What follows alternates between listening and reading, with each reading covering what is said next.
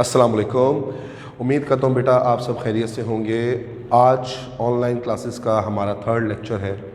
Previous 2 lectures के अंदर हमने population, community, living world in space, then living world in time के बारे में पढ़ा और कल हमने थोड़ा सा स्टार्ट किया था फाइलेटिक लिनेज।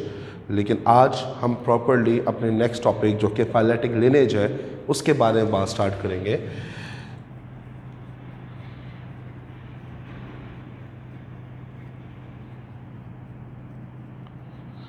बेटा फाइलेटिक लिनेज के ऊपर जैसे ही आप लोग ये टॉपिक देखते हैं, इसके ऊपर एक डेफिनेशन की हेडिंग दी हुई है एंड दैट इज बायोडाइवर्सिटी। अब बायोडाइवर्सिटी है क्या? देखिए, डाइवर्सिटी के अंदर हम हमेशा स्टडी करते हैं अबाउट द वैरायटी। अब किस तरह की वैरायटी? जब भी वर्ड आएगा बायोडाइवर्सिटी तो हम बात करेंगे number and the variety of species, यानी हमारे पास इस पूरी दुनिया में कितने नंबर ऑफ स्पीशीज मौजूद हैं और किस किस वैरायटी के स्पीशीज मौजूद हैं। तो आप यहाँ पे डिफाइन करेंगे as the number and variety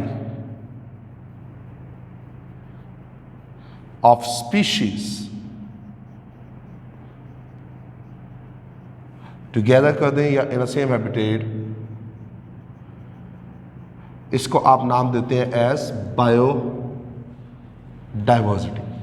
तो याद रखिएगा बायोडाइवर्सिटी के अंदर हमारे पास जो नंबर ऑफ स्पीशीज है एंड जो वैरायटी ऑफ स्पीशीज है हम उनकी बात करते हैं। अब पहली बात कि बेटा नंबर ऑफ स्पीशीज, यानी क्या हमारे पास इस दुनिया में जितनी स्पीशीज मौजूद है क्या हमारे पास उन तमाम स्पीशीज का नॉलेज है और हमें क्या उन तमाम स्पीशीज की क्वांटिटी के बारे में पता है या नहीं? तो इसका जवाब है यस। जितनी भी स्पीशीज आज तक मिली हैं हमें उन सब के बारे में नॉलेज है। इसीलिए जब भी आपसे सवाल हो और आपसे पूछा जाए what are the total number of species, जब भी ये सवाल हो तो आप लोगों ने जवाब देना है क्या 2.5 मिलियन, यानी हमारे पास जो टोटल नंबर ऑफ स्पीशीज है वो 2.5 मिलियन है। अब इस 2.5 मिलियन का मतलब है 25 लाख स्पीशीज। याद रहे 25 लाख स्पीशीज की बात हो रही है। Out of those 25 lakh species we as a human हम भी एक स्पीशी काउंट होते हैं। ये हम बात नहीं करें कि कितनी पॉपुलेशन ऑफ स्पीशी की, नो, अभी सिर्फ हमने ये बात की टोटल नंबर ऑफ स्पीशीज हमारे पास है कैसी। ये तो हमारे पास आ गया टोटल नंबर। दूसरा हमारा पॉइंट क्या था? दूसरा हमारा पॉइंट था वैरायटी, यानी हमारे पास जो ये 2.5 मिलियन स्पीशीज है ये किस तरह से डिवाइड है, कितने नंबर ऑफ स्पीशीज करके हमारे पास ये डिस्टिंक्शनेस इनके अंदर आई हुई है। तो याद रखिएगा जो हमारे पास डिवीजन है, division of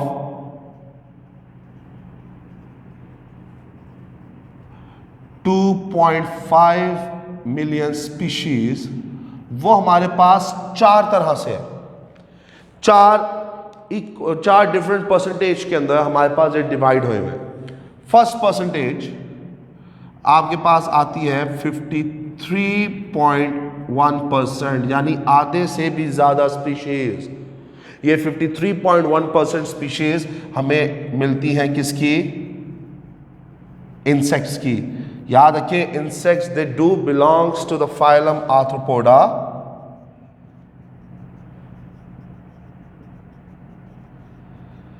and this phylum belongs to the kingdom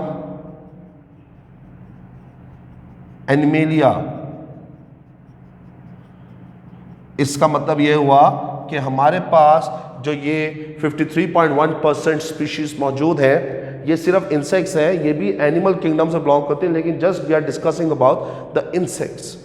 second आपके पास जो नंबर आता है दैट इज 19.9%, और ये जो परसेंटेज है ये आती है एनिमल्स की। और वर्ड आपने लिखा है एनिमल्स अदर देन इंसेक्ट्स, यानी 53.1% हमारे पास जो है ये सिर्फ किसकी है, इंसेक्ट्स की है। बेशक इंसेक्ट्स किंगडम एनिमेलिया से बिलोंग करते हैं, बट सेपरेटली हमने इंसेक्ट्स को देखा।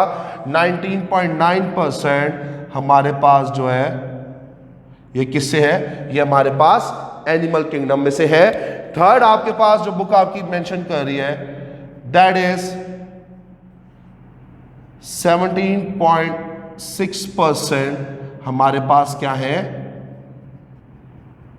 प्लांट्स है। और फोर्थ आपकी बुक कहती है कि 9.4% हमारे पास other microbes and other organisms. ये आपके पास बेटा ये 2.5 मिलियन स्पीशीज जो है ये इस तरह से डिवीजन हुई हुई है हमारे पास कि पहले नंबर पे हमारे पास आ रही है 53.1% which belongs to the insects. Insects phylum Arthropoda से ताल्लुक रखते हैं और ये फाइलम किंगडम एनिमेलिया से है, यानी ये 53.1% एनिमल किंगडम में से आ रहे हैं, but only from the single phylum जिसको हम आर्थ्रोपोड्स का नाम दे रहे हैं, और सिर्फ इंसेक्ट्स है। 19.9% एनिमल्स है अदर देन इंसेक्ट्स। हमारे पास डिफरेंट अदर फाइलम्स हैं और मुख्तलिफ एनिमल स्पीशीज मौजूद है, तो 19.9% जो है ये अदर एनिमल्स है। फिर थर्ड 17.6% हमारे पास प्लांट्स आ रहे हैं, एंड फोर्थ 9.4% हमारे पास microbes, fungi and other organisms आ रहे हैं। तो ये ओवरऑल हमारे पास क्या है, डिवीजन है किसकी, ये हमारे पास डिवीजन है उस 2.5 मिलियन स्पीशीज की जो हमें मिल चुकी है। अब ये वैरायटी है, नोट करें, यहाँ हमने नंबर बता दिया टोटल नंबर ऑफ स्पीशीज, यहाँ हमने बता दिया द वैरायटी ऑफ स्पीशीज। यहाँ पर आगे अब एक और इंटरेस्टिंग फैक्ट आता है, उसको आपने याद रखना। याद रखिएगा बेटा, ये भी आपके पास क्वेश्चन के तौर पे आ सकता है, ये भी क्वेश्चन, और इवन ये जो पोर्शन है ये क्वेश्चन के साथ साथ, शॉर्ट क्वेश्चन के साथ साथ एमसीक्यूज पॉइंट ऑफ व्यू से भी आपके लिए इंपॉर्टेंट है। अगला जो हमने अब यहां पे बात करनी है वो ये कि तो वैरायटी आ गई, ओके, अब हमारे पास क्या कोई ऐसा प्रोसेस है जिसके जरिए हम ये मालूम कर सके कि ये जितनी भी स्पीशीज है जो आज हमें नजर आ रही है, क्या इन सब का कोई एक कॉमन ओरिजिन पॉइंट हो, क्या ये सब किसी एक से रिजेंबल करते हो।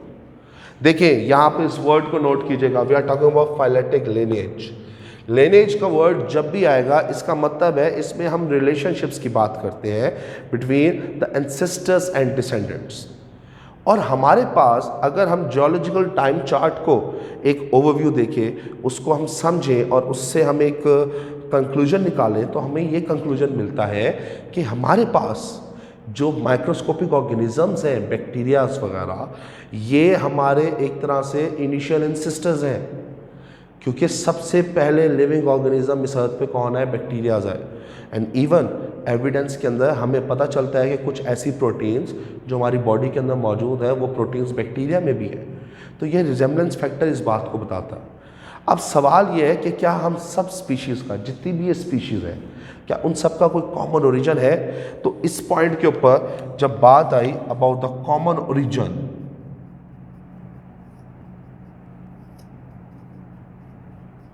तो साइंटिस्ट ने, याद रखिएगा, आर्टिफिशियली से मुराद हमने virtually by the help of several softwares हमने इस चीज़ को अटेन किया कि yes we all have a common ancestor.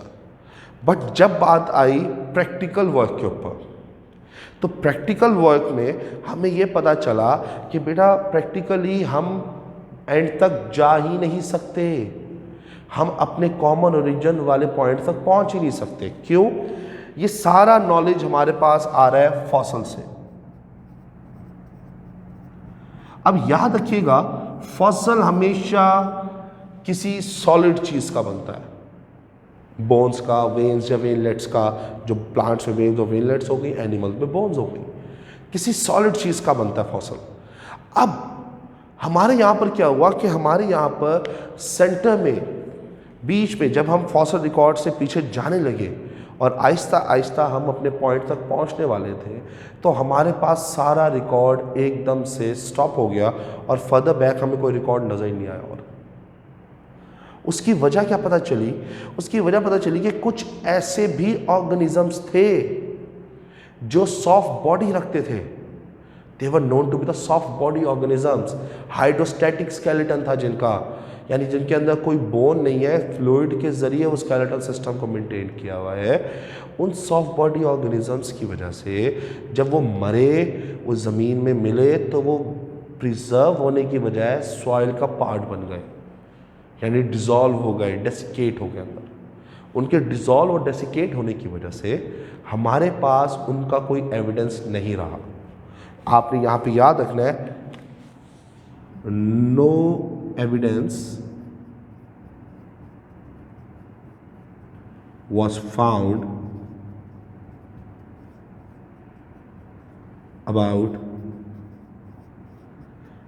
hydrostatic skeleton or you can say soft body organisms.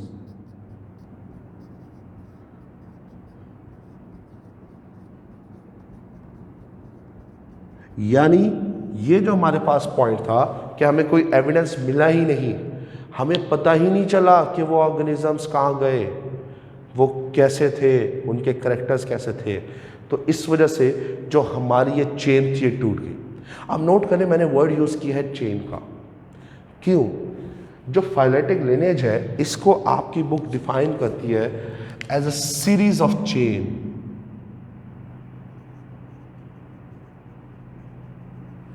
Series of chain reaction, a chain relation between ancestors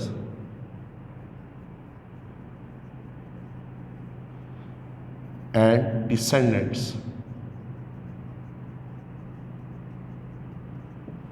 तो ये हमारे पास definition है किसकी? This is the definition of the phyletic lineage. ये एक series है जिसमें ancestors और डिसेंडेंट के रिलेशनशिप के बारे में बात होती है। और इस तरह हमें ये तो पता चल गया कि नंबर ऑफ स्पीशीज़ कितनी है, हमें ये पता चल गया वैरायटी ऑफ स्पीशी कैसी है, हमें ये पता चल गया कि कोई एक कॉमन ओरिजिन पॉइंट था, लेकिन हम उस कॉमन ओरिजिन पॉइंट को अटेन नहीं कर सके बिकॉज ऑफ हाइड्रोस्टैटिक स्केलेटन या सॉफ्ट बॉडी ऑर्गेनिजम्स की वजह से। और हमें ये पता चल गया कि what is the definition of the phyletic lineage. Next बेटा जो हमारे पास टॉपिक है ये क्लियर है? इससे रिलेटेड जो भी क्वेश्चन हो तो काइंडली आप सब बच्चे जो हैं वो क्वेश्चंस मुझसे व्हाट्सएप के थ्रू या आफ्टर दिस लेक्चर, जब आप लोग ये लेक्चर देख लेंगे तो एट 1 o'clock मैं एक जूम सेशन भी कर लूँगा आपके साथ, जिसके अंदर सिर्फ आपकी जो क्वेश्चनिंग होगी हम उससे बात करेंगे। क्लियर है? नेक्स्ट अब हम बात कर रहे हैं about the next topic which is also known to be the long question, another long question of this chapter, and that topic is biological methods. देखिए बेटा, ये जो biological methods हैं, ये methods आप लोगों ने अपने साइंस की बुक्स में और अपने मैट्रिक में भी पढ़े हुए हैं। जो हमारा टॉपिक है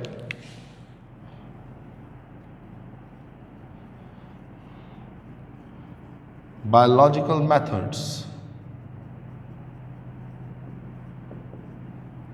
इसके बारे में याद रखिएगा कि इसकी जो एक प्रॉपर डेफिनेशन है वो क्या बनती है। इसकी प्रॉपर डेफिनेशन ये है कि अ मेथड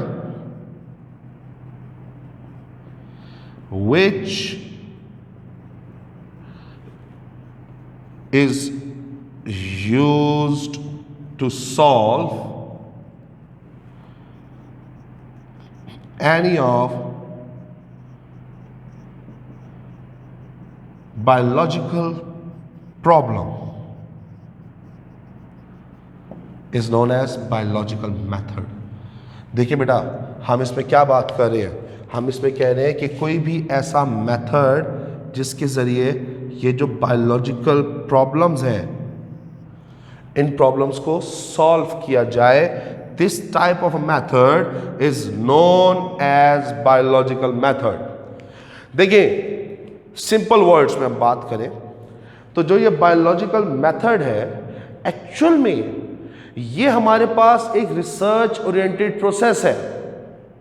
यानी जो भी साइंटिस्ट किसी भी चीज के ऊपर जब भी काम करेगा, जब भी वो उससे रिलेटेड कोई भी रिसर्च करेगा, तो बेटा वो इस मेथड को अप्लाई करेगा। And while applying this method, वो क्या करेगा, वो उस प्रॉब्लम को पहले आइडेंटिफाई करेगा, और आइडेंटिफाई करने के बाद वो उस प्रॉब्लम का सॉल्यूशन देगा। यानी पहले प्रॉब्लम आइडेंटिफाई हो रही है, फिर उस प्रॉब्लम को सॉल्व किया जा रहा है। तो यही तरीका होता है हमारे यहाँ पे रिसर्च का। एंड दिस बायोलॉजिकल मेथड, और आप इसको प्रीवियसली साइंटिफिक मेथड्स का भी नाम दे चुके हैं, हम इन मेथड्स को इस्तेमाल करते हैं for the sake of solving any other scientific और द बायोलॉजिकल प्रॉब्लम। अब आपके पास जो ये मेथड है, इसके सेवरल स्टेप्स हैं। आज हम उन स्टेप्स का जस्ट फ्लो चार्ट देखेंगे। जैसे सबसे पहला जो स्टेप है हमारे पास, biological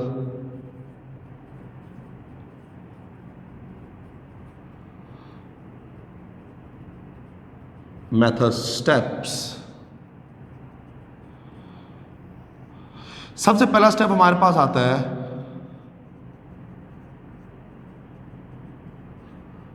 observation.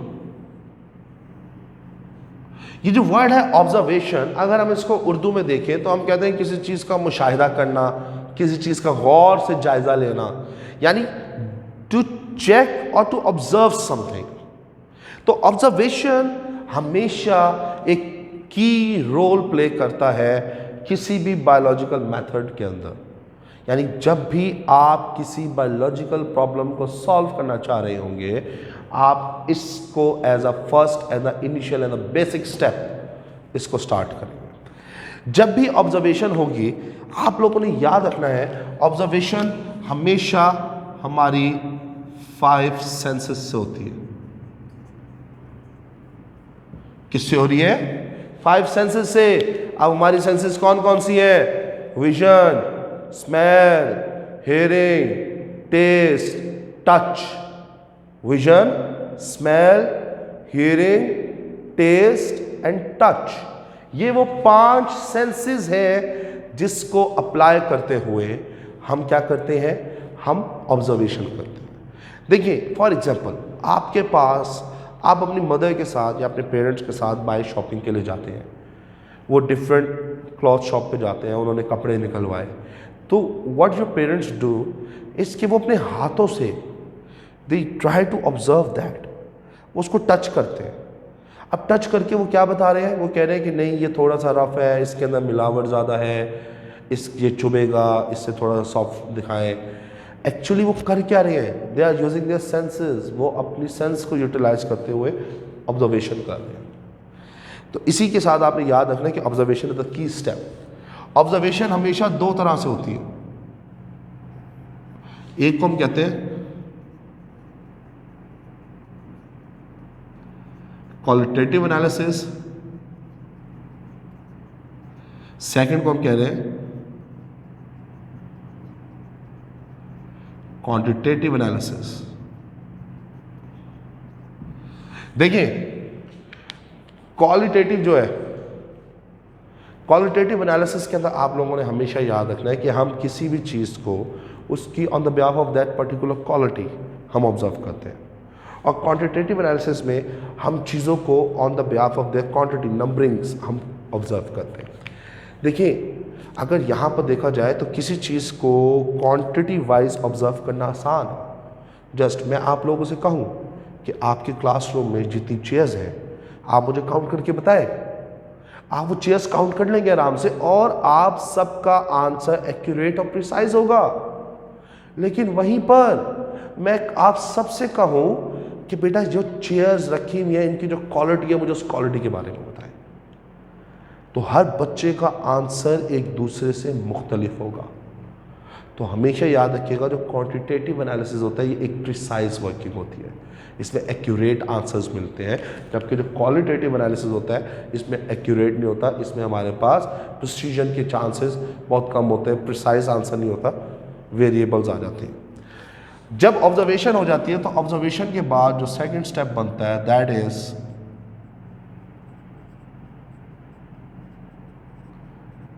Hypothesis.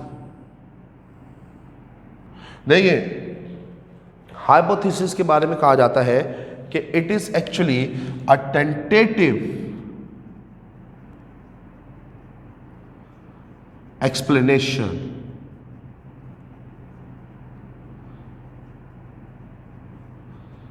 Of observation.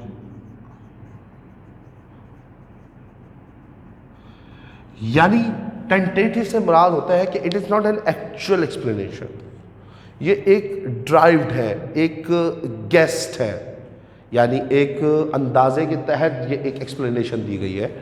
ये सच नहीं है, बट ये एक्सप्लेनेशन आई है ऑब्जर्वेशन के बाद, और इस एक्सप्लेनेशन के ज़रिए हमने अब करना क्या है, जब ऑब्जर्वेशन हो गई या एक्सप्लेनेशन आ गई, अब हमारा सारा दारोमदार इस एक्सप्लेनेशन के ऊपर है। Now we have to prove this explanation, हम इसे प्रूव करेंगे, क्योंकि देखिए टेंटेटिव एक्सप्लेनेशन आ गई है। इसके बारे में एक और भी वर्ड यूज़ किया जाता है, वो वर्ड लिख लें। इसके बारे में एक और वर्ड होता है एजुकेटेड गैस, बल्कि मैं तो मेंशन कर देता हूँ, एजुकेटेड गैस। यानी जो टेंटेटिव एक्सप्लेनेशन है, it is not the actual explanation, ये एक तुक्का है, एक चीज को गैस किया है। अब गैस कभी ठीक भी हो सकता है, गैस गलत भी हो सकता है। क्लियर है? तो ये आपके पास हाइपोथेसिस है। हाइपोथेसिस के अंदर हमेशा हम रीजनिंग्स ड्रॉ करते हैं किसी भी चीज़ के ऊपर बात करने के लिए।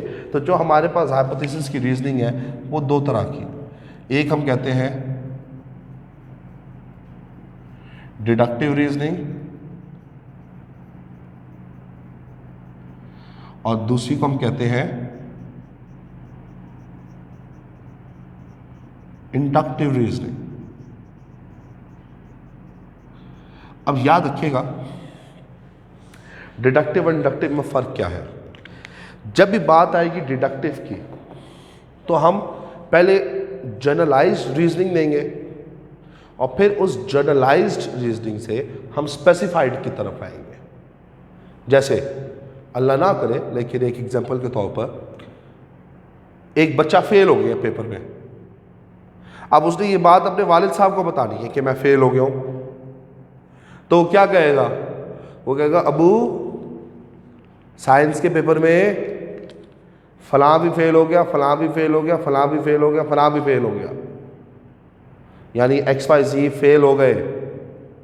अब उसने कहा जनरली बताया कि ये जनरल, ये जो बच्चे हैं ये स्टूडेंट फेल हो गए हैं, और फिर एकदम उसने क्या कहा, अबू मैं भी फेल हो गया हूँ। अब वो स्पेसिफाइड हो गया है, पहले वो जनरली बता रहा था, फिर एकदम स्पेसिफाइड हो गया। तो ये हमारे पास है डिडक्टिव रीजनिंग। तो डिडक्टिव में हमेशा आप याद रखेंगे reasoning moves from general to specific, और इंडक्टिव के अंदर हमेशा रीजनिंग मूव करती है फ्रॉम स्पेसिफिक टू जनरल। अब इसी बात को मैं उलट बताऊंगा। वालिद साहब ने पूछा क्या बना, अब मैं फेल हो गया, क्यों साइंस का पेपर मुश्किल था, तो वो फलां वो फलां वो फलां वो फलां वो भी फेल हो गए। अब नोट करें, पहले उसने स्पेसिफिकली अपना बताया और फिर वो जनरलाइज चला गया इर्द गिर्द के लोगों पे। तो ये हमारे पास क्या है, ये हमारे पास हाइपोथेसिस ड्रॉ करने की दो रीजनिंग्स हैं। हाइपोथेसिस के बाद एक जो थर्ड स्टेप होता है हमारा, that is data collection.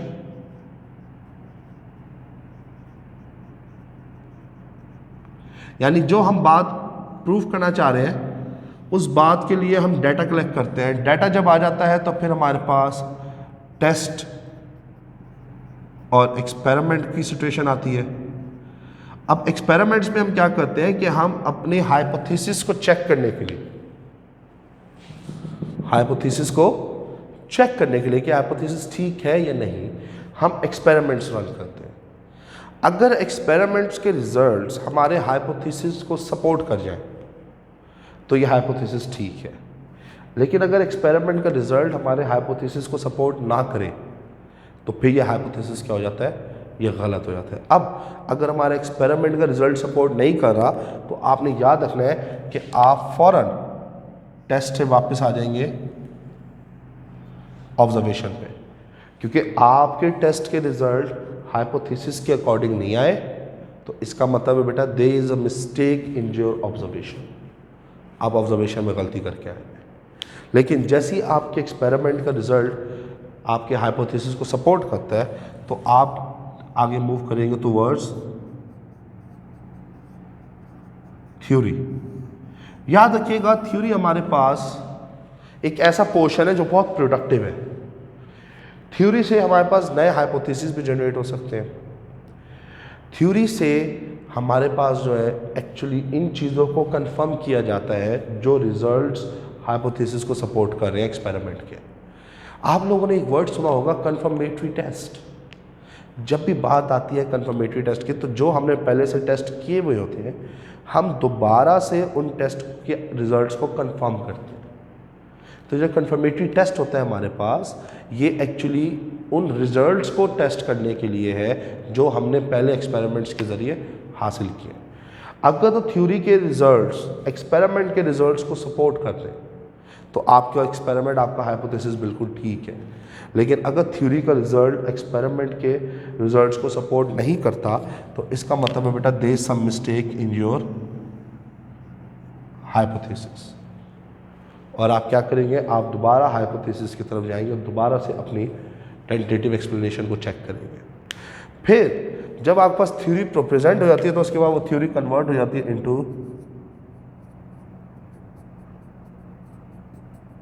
Scientific law. और जब ये लॉ बन जाता है जैसे हार्डी-वेबर थ्योरम और जैसे आपके पास जो है वो Mendel law of segregation, independent assortment, law of dominance वगैरह, ये जितने भी सारे लॉ ऑफ थर्मोडायनेमिक्स है, जितने भी सारे लॉज आए हैं एक्चुअली ये सब इन स्टेप से मूव होते हुए हैं। तो जब वो साइंटिफिक लॉ बन जाता है तो वो इंटरनेशनली पूरी दुनिया में उसको एज अ लॉ को प्रेजेंट किया जाता है।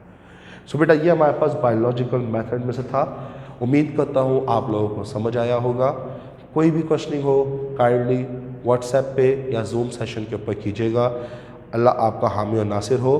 कल इंशाअल्लाह ताला इसकी मज़ीद एक्सप्लेनेशन के साथ plus biology as the service of mankind के टॉपिक के साथ आपके पास पेश होंगे। अपना ख्याल रखिएगा। अल्लाह हाफिज़।